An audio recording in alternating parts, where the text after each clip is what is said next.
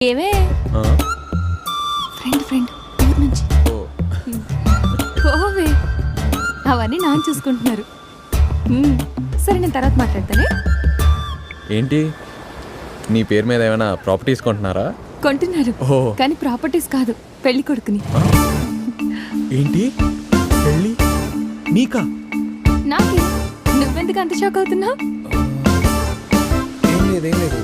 ఎప్పటి నుంచో చూస్తున్నారులే. ఓహో ఎప్పటి నుంచో చూస్తున్నారా? అంటే నువ్వేం ఫిక్స్ కాలేదు కదా? ఇంకా లేదు, కానీ ఇప్పుడు కొత్త సంబంధం వచ్చింది. ఆ? నువ్వేం చెప్పావు?